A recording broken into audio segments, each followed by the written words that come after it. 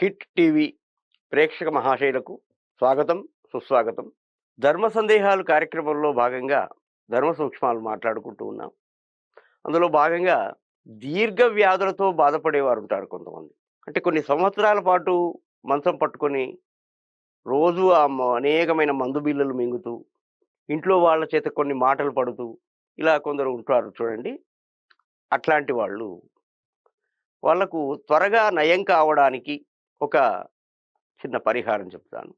మీరు ఏదైనా ఒక బుధవారము, సోమవారము, లేదా బుధవారము, లేదా శుక్రవారం, లేదా గురువారం, ఈ 4 రోజుల్లో శిరస్సుపై నుంచి స్నానం చేయించాలి.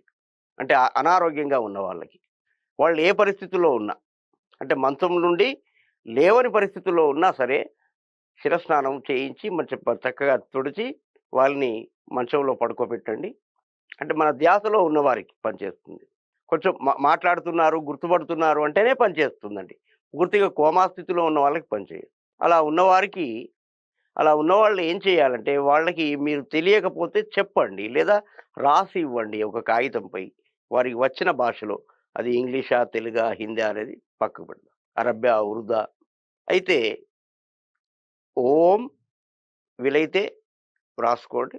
ఓం అచ్యుతాయ నమః, ఓం అనంతాయ నమః, ఓం గోవిందాయ నమః.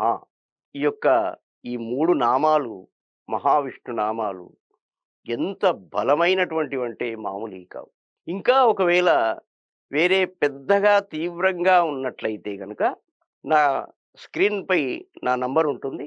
నా నంబర్‌కు ఫోన్ చేసి మీరు వేరే ఇతరత్రా ఏవైనా దీర్ఘకాలిక సమస్యలున్నట్లయితే నాకు ఫోన్ చేసి మీరు వేరే విషయాల మీద గూడా మాట్లాడొచ్చండి.